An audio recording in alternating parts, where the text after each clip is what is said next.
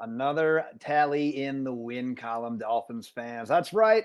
Rolling the Carolina Panthers 42-21. We talked about survive in advance in this week's preview videos. And in some weird level, it almost kind of felt like we did survive in advance in that. And then you're like, oh, yeah, we racked up all this yards. We doubled them up. We scored 40 points once again, more than 40 points once again. But so, yeah, it wasn't necessarily survive in advance, despite of how it felt. But we're going to get into all of that action from today. We're now 5-1. We remain number one in the AFC East, regardless of what the Bills do tonight against the Giants, which I'd assume they win, but I'm recording this shortly after the Dolphins game. So that is TBD.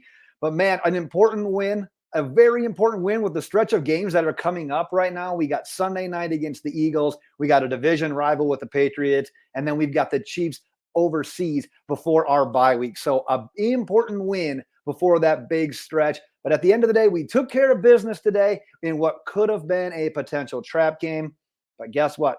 We had a little bit of worry. We didn't let it get to that. Before I get into all my thoughts, takeaways from the game, I want to hear from you. Your top takeaways, your game ball, which Miami Dolphins ball, go ahead, drop that in the comments. Let's carry on the conversation there.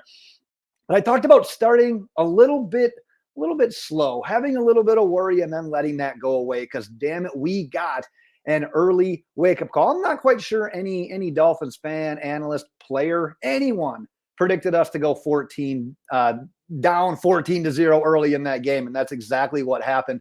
Both teams go 3-and-out. They score. We have another 3-and-out. They score again. It's 14-0 against the NFL's one winless team. Weirdly enough, did you feel panicked? I felt fine. I didn't feel panicked. And quite honestly, the team, the way they responded, they didn't necessarily feel panicked either because we went from sleepwalking through that first quarter to, man, wake-up call in the second quarter. We outscored them 21-0 in the second quarter. First scoring drive, 9-play, 75-yard drive in under 4 minutes. That one ends in the Raheem Mostert reception TV, which – got to give a shout out to this play call. I loved the play design because when when Durham Smythe is doing the motion, but he's going behind Raheem Mostert and Tua Tagovailoa, quite honestly, I'm saying, where are we going with this? Turns out it was perfectly by design. Tua looks left, lets the play develop over to the right, flicks it out to Mostert. Durham Smythe is right there to get the one key block that was needed. So I went from saying, what the hell, to, all right, McDaniel, you're in your bag once again. But then the next scoring drive is a 3-play, 57-yard drive in less than a minute and a half, thanks to that 49-yard run by Raheem Mostert. We're going to talk a little bit more about Raheem Mostert in a minute here, but that drive is capped off by the touchdown reception to Jaylen Waddle. And I don't know how you guys feel about the Dolphins and Waddle in the red zone, but it doesn't feel like Waddle is his security blanket at this point in time. We've now seen it countless times where there's like a play fake, Tua starts rolling, and he just looks for Waddle, and it's always Waddle doing that drag around the back of the end zone. Once again, works today. And then you cap off the second quarter scoring, a quarter that we go 21-0 in, with a 9-play, 72-yard drive in just over 3 minutes. We're talking about chunk yardage in very little time. Just over 3 minutes, Tua hits Tyreek on the 41-yard touchdown. On a 3rd and 6, we see the cell phone celebration. Tyreek's like, yep, that one's going to cost me. But guess what? One, he said, I don't play this game for money. I would say, guess what? I've made enough money. I'm going to go ahead and celebrate. You can find me whatever you'd like. But we go down 14-0 to the NFL's only winless team to 3 quick scoring drives. And then honestly, the game just sort of felt like it was control the rest of the way. Like we said, preview videos, we talked about survive in advance. You kind of put it in cruise control. And I said, you can't really do that in the NFL.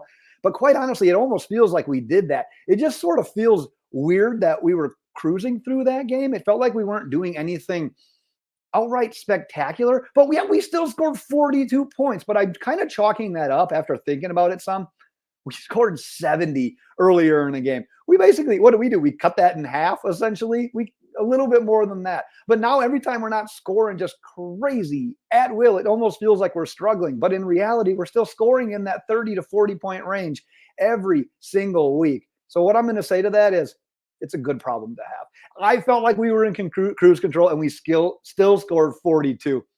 All right, we talked about going back to Mostert, and we talked about it throughout the preview videos of the week, how this was an opportune time for Raheem Mostert, the run game, to have a big day. Cha-ching, 17 carries, 115 yards, 2 rushing touchdowns, added 17 yards through the air with another touchdown, 6.8 yards per carry.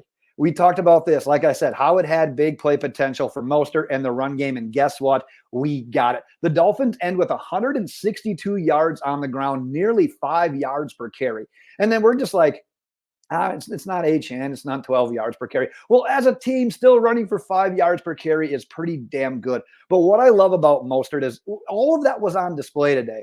It's the speed that he has, the fit that he has in the system, the knowledge that he has in the system, his ability as a pass catcher. What I've really been impressed with, that contact balance. Not always going down on first contact, always seeming to get extra yards, knowing where the first down sticks are, giving that extra effort to always get those first downs, extend those drives. He has been doing that, and that's not something that when the Dolphins added him, I'm like, well, he's a speed back with big play capabilities. I didn't know he had that in the bag. And ever since, it almost kind of feels like that Buffalo Bills game last year when he was breaking tackles, getting yards after contact, finishing off plays, going forward all the time. We have seen that routinely from him when he's been healthy. Now, obviously, we needed him to shoulder the load a little bit more with Achane being out. But guess what? Today, he did it. So we'll see how that all plays when Jeff Wilson gets thrown back into the mix, when Achane gets back as well. But he answered the bell today. Let's talk a little bit defensively here. I said the defense striked again, and I'm going to talk a little bit about what I mean by that here as we wrap up this particular segment. But we give up the first 14 points in the game, and then we blanked them defensively. Second straight game, our offense has given up a touchdown. So obviously that's how the Panthers end with 21. But we got to show love to the defense for not getting down on themselves, not making it worse after that first quarter, and honestly responding the way they did. The Panthers actually had a decent statistical day. No turnovers as a team. And for a rookie quarterback, obviously Bryce Young, that's pretty impressive. Run game went for over 100 on 4 yards per carry. Thielen goes 11 for 115 and a touchdown. But honestly, I think some of that effort kind of goes to Fangio's scheme, the bend but don't break, because the Dolphins finished with 4 sacks. We were once again getting that interior pressure, which we obviously need to see in this defense. Christian Wilkins gets 2 sacks. Bradley Chubb and Zach Sieler both get 1. But once again, we saw it routinely where we were getting that pressure up the middle and we weren't letting him just sit back in the pocket and pick you apart, making him go into some of those rushed early throws. And then the Dolphins also didn't let anything get behind them. Nothing deep as well. One of the deep shots they took where Jesus, they might connect on that one. One of our, forgot who it was for the life of me, I can't remember. But we damn near got to Bryce Young as soon as he let it go, which forced the pass to go a little bit long. So we're not letting anything get behind us as well. Once again, the defense didn't allow a single point after the first quarter. So yeah, there's things we need to work on. Yeah, there's things we need to improve on, because if you look at the last 2 opponents, it's the Giants and the Panthers. That's not the greatest test. So yeah, you had these nice games. Honestly, like I said, though, it's not the best test in the world, but you can't help who's on your schedule. They responded these last 2 weeks after they were off to a little bit of a rocky, I don't want to say start to the season, but just things weren't looking very consistent. We're going to have a hell of a test here this next week against the Eagles. Let's go into the final game notes that I had today. I just hate's a strong word, but I hate that we don't have faith in any 3rd and 1 situation right now. We always seem to get a little bit too cute, and today was a perfect example. Tua does kind of like the fake quarterback sneak, takes a step back, goes to toss it back out to Mostert. And I actually think the play was there, but the pass was off, leads to a fumble, leads to the ball basically, Mostert getting it going out of bounds, leads to a punt. So what I have to ask is, does Jeff Wilson change that? We already have Ingold, Chris Brooks. Can't we already have a guy that can just get a damn yard up the middle? I'm not a big fan of what we've been doing on 3rd and 4th and 1. Hopefully we can adjust. Here's one, a huge underrated play of the game. Elijah Campbell, Duke Riley, stopping that fake punt just that close to the first down marker. The momentum that changed, the field position that changed, everything changed on that play, which led to a Dolphins touchdown. We cannot ignore some of the special teams plays throughout the season. That's one that we have to remember because that was a huge game changer right there. I thought the offensive line, we were kind of curious to see how they would respond without Connor Williams. Now, Liam Eichenberg did get the start at center, got all the reps at center, and wasn't flawless. Raheem Mostert kind of got on him a couple of times. You could audibly and visually hear him yelling at Liam Eichenberg for missing a block on one play where Mostert thought he was just going to have daylight to run on one of those quick end arounds.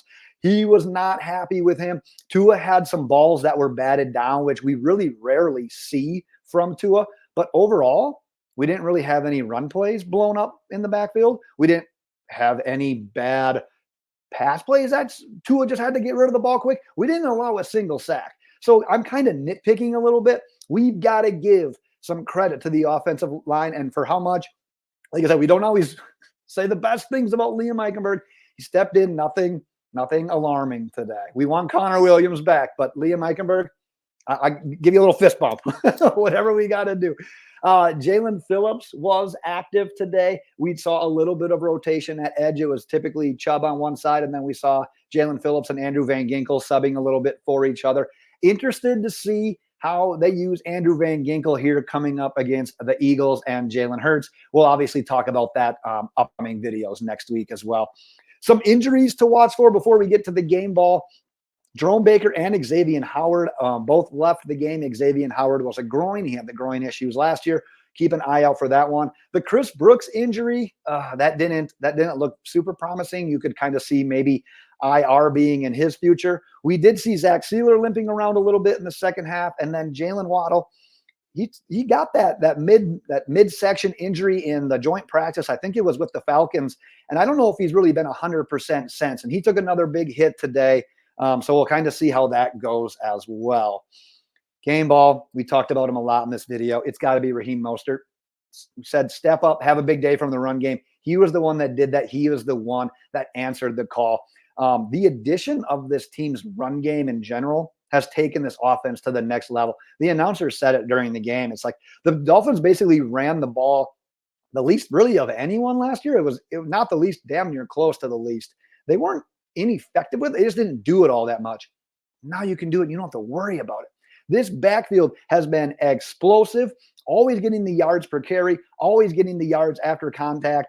And it's been even without Achane here as well. So with Jeff Wilson likely just knocking on the door of getting back, with Achane hopefully coming back after the bye week, we should be in good hands right here. But there's one thing I can say is that Raheem Mostert has been a part of this backfield, a big part of this backfield, and he should remain a big part of this backfield when Jeff Wilson returns and when Devon Achane return as well. So he is getting my game ball today. That is what I have got, my takeaways. But let's hear your takeaways. Let's hear who gets your game ball. Like we talked about, we'll be back previewing that Sunday night game next week against the Eagles. I think we're all looking forward to that one for sure. But a good win today, Dolphins fans. Go ahead, celebrate this one. We'll be back previewing the Eagles game. And until then, fins up.